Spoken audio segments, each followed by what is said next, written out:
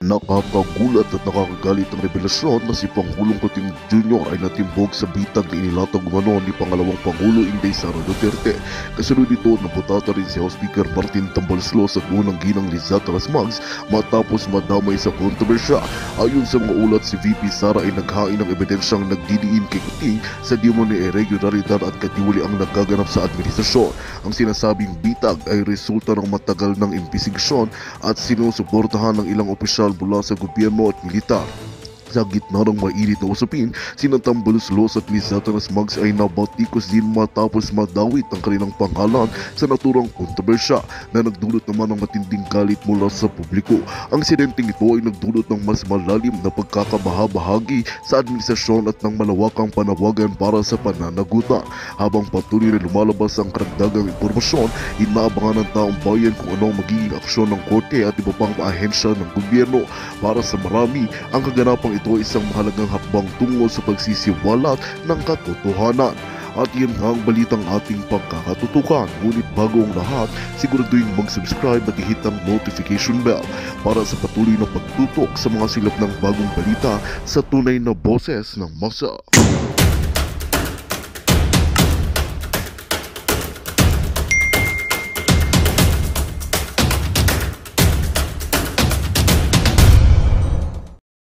Kay Pastor Apollo Kibuloy, obsession talaga ito. Obsession. So, para maliwanagan yung ating mga kababayan, explain po natin mga kababayan. So, ito pressure ng US. Pinipressure po ng USD umano, itong si BBM, si Marbil, si Abalos, Tory Marantan, dahil di umano, nakuha na po nila ang kalahating pera from US government. So, matatandaan na sinabi ni Pastor Apollo C. Kibuloy na merong patong sa ulo niya na $2 million na bounty from US Embassy. And now, mga kababayan, napag-alaman po natin na di umano ay nakuha na po nila yung kalahati po nito. Kaya nagkakaroon ng pressure dahil alam naman natin na ilang buwan na lang po ay magkakaroon na ng election dyan sa US at matunog na mananalo nga itong kalaban ng kasalukuyang administrasyon dyan sa US na walang iba kundi si Donald Trump. You know? Yes, at di umano ay nasa likod po talaga ang United States of America. Dito sa mga nangyayari ngayon, sa katunayan, nagpahiram pa yata sila, o di ko alam kung nagpahiram or nagbigay pa yata sila ng mga gadgets sa ating mga kapulisan na sobrang advanced, yung parang body heat. Nakikita nila, tumatagos sa dingding yung kanilang mga Kaya kung makikita ninyo sa kabilang bakod, sa kabilang yung opposite side ng KOJC, yung mga dingding dyan, may mga butas. Oo, kasi talagang inaano nila, yung mga thermal scanners na yan, mga talagang nakikita mo, parang x-ray yan Yung makikita natin sa pelikula lang yan. Kahit sa airport na scanner na makikita yung movement ng tao, makikita kung ilan yung tao nasa room. Sobrang high-tech niyan. And all that. Wala tayo niyan. Yung ginamit kay Bin Laden, ganon, to be exact, mga kababayan. At hindi lang po yan, hindi lang po nila natitrace yung mga katawan ng tao na nasa loob ng isang establishment, katulad ng mga kwarto. Pati po yung audio po na kukuha po nila ng kahit medyo malayo, a few kilometers away from them, maririnig po nila kung anong pinag-uusapan at nakakuha po sila ng matinding impormasyon. Diba, So, sabi ko sa iyo nung nakaraan, nakasakay tayo dun sa sasakyan na Seminay, kinuwento sa atin, na meron silang nakitang isang nakaparadang sasakyan sa isang madilim na lugar, lagpas pa ng mga 1 kilometro or more away dito sa Kingdom compound, na naka-heavily tinted, tas may malaki siyang antena sa hood ng kanyang sasakyan. Napansin nila na laging nandoon yun. So pag nadadaanan nila, lagi nilang nakikita yon. So one time, binulaga nila, bigla nilang binabaan at tinakbuhan papunta roon sa kinapaparking sa sasakyan yun, heavily tinted. Walang sabi-sabi na pagbaba ng Seminay, bukas ng camera at ng ilaw, umandar agad yung sasakyan na yun. So sa madaling salita, may tinatago. May ginagawa yun. Kakabulas lugar. High-tech to high-tech na mga gamit. Eto lang mga kababayan, kung nakakapanood po kayo ng mga pelikula ng ibang bansa, especially ng US, katulad dito sa kila Paul Walker, di ba? Mga ganon. Yung may van sila ayan, is loaded with equipment, mga kababayan, na doon po nila tinitrace at doon nila minomonitor ang mga movement ng mga subjects nila. Totoo pong nangyayari yun sa totoong buhay. Yung nakikita natin sa pelikula. Although dito sa atin, wala doon. Pero katulad nga po ng sinabi natin kanina na di umano, ito na mga PNP natin ay provided with these high-tech equipments ng US government para talagang mahuli si Pastor Apollo Kibuloy dahil sila nga po ay pressure na with a few months time na binibigyan siguro sila ng pagkakataon na para mahuli si Pastor Apollo Kibuloy, then meron na po daw di umano bayaran na nangyari daw po dito, Doc Lorraine. Yeah, so maliwanag, no?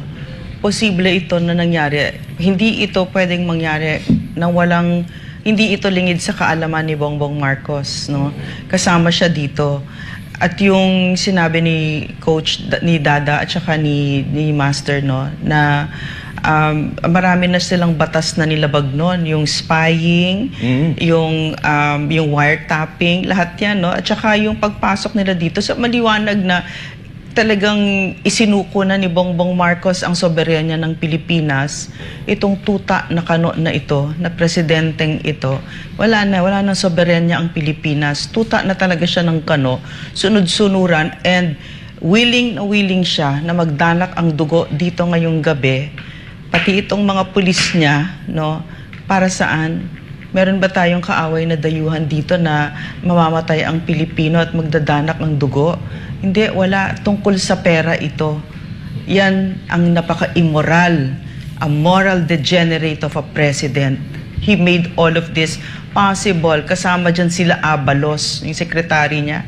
Lahat yan. So, ito yung nangyayari sa Pilipinas ngayon. Alam mo, ginagawa ito, Ma'am Lorraine, ng US para hulihin ang mga terorista. Pero hindi ko alam bakit ito ginagawa kay Pastor Kibuloy. Isipin mo, isang tao. At higit sa lahat, wala silang jurisdiction dito sa Pilipinas. Bakit parang tayo nagiging tuta? At kung ito ay magkakatuluyan, ito po ay lantarang illegal. Hindi po ito dapat ginagawa dito sa atin. Meron tayong soberanya. Hindi tayo subject sa US. Kaya ito ay tama si Ma'am Lorraine kung mananahimik ditong patuloy si President Marcos, ito'y nangangahulugang totoo. So, kailangan na siyang kumilos dito sa lalong madaling panahon dahil bago magkaroon ito at ito'y posible maging madugo. At mga involved dito yung mga matataas na opisyal at gaya nga ng sabi ng aking mga kasama, ito'y nagiging competition. Ano ito? Parang video game? So, sa halagang pera at posisyon. Yan po ang ating pumapasok na intel, Ma'am Lorraine. Pero yung issue ulit dito, yung kakayanan niya na mamuno, nakikita natin hindi niya kayang mamuno, no? Yung ginawa niya sa Pilipinas, malagim. Malagim yung ginagawa niya na ngayon na before this, nakita natin yung karahasan ng PNP na may 2 indigenous peoples na namatay, yung unang raid na may 2 batalyon, etc. Ito ngayon, meron na naman silang 1,500. Yun yung intel na dumating sa amin na mga heavily armed at magtatapon sila dito ng tear gas. Hindi lang yun, meron silang mga barel. So, hindi malayo na papatay sila para sa pera. Sa apat na site? Oo, apat na sites ng KOJC, parehong-pareho. So, ang question dito, yung pamumuno, yung fitness to lead, yung kakayanan na mamuno ni Bongbong Marcos na sinasabi nila ay drugista. No? So, wala siya sa kanyang sarili ngayon. At ang isang drugista, hindi siya pwedeng mamuno. Most likely, hindi niya alam ito. Pinaiikutan siya or alam niya pero wala siyang pakialam. Ganyan ang drugista. No? At ayan nga, meron yung tungkol naman dyan sa sa yung pagpapahiram ng mga gadgets. Nagkataon na ang SMNI ay, ang KOJC ay may SMNI. At laging nakahanda yung mga CCTVs, videos, and yung mga cameras ng SMNI. Noong mga nakaraang buwan, alam naman natin na may mga militar galing sa ibang bansa na nandito na ngayon sa Davao. Sila din yung mga nagpapalipad ng mga drones and stuff. So, pwede sanang silang gagamit nitong mga kagamitan na to para dito sa operations na ito. Kaya lang, hindi nila yun magagawa kasi nga, handa ang KOJC at ang SMNI na protektahan itong kanilang property. Kaya siguro, yun din yung reason kaya gagamit na ito sa mga otoridad natin ngayon. At di umano, merong kompetisyon. Competition between yung RD11 director Tsaka yung ano ng Tsaka yung hepe ng Davao Police. At ang nakakalungkot dito, mga babayan, kung bakit may nare-receive tayo information regarding dito sa mga tear gas para mapasok itong Kingdom of Jesus Christ na animoy parang mga kriminal parang mga kriminal ang nasa loob. Na alam naman natin, puro mga madasalin po ang tao dito at ilang beses na rin po ito napasok ng NBI at wala po silang makita. Pero di natin maintindihan kung bakit paulit-ulit nilang ipinagpipilitan na nandito si Pastor Apollo Kibuloy sa loob. Sino ba naman ang OGAG na paulit-ulit nang pinapasok ang bahay mo, mag-i-stay ka pa dyan na ikaw yung subject? Hindi mo ba? Mahina. Talagang parang utak ng mga bangag itong mga ito. Mahina talaga ang kalidad ng pag-iisip. Pero yung sinabi ni Dada, no, yung recently na sinabi niya ngayon lang, no, nakakatakot yun. Kasi yung Pro 11, si General Nick Torres, at saka yung dito sa Davao City, si Marantan, nagko-competition sila. No, these are men with very powerful positions na may mga at their disposals weapons na pwedeng pumatay ng Pilipino, and they are willing to do that for money. Katulad ng Pangulo na pinagsisilbihan nila, these people are moral degenerates, very dangerous people, no? So yan yung nangyayari ngayon under the weak leadership ni Bongbong Marcos, na itong mga ito, no, nag-serve sila, nagsumpayan yung mga yan na poprotektahan ang ating bansa. Pero sila yung pinili, at naintindihan ko na kung bakit sila pinili nila Martin Romualdez, nila Abalos, nila Marcos, no? Dahil mahina talaga, sunod-sunuran at ganid sa pera itong mga ito at sa kapangyarihan, kasi most likely in the mix is a promise of a position pag nahuli nila si Pastor.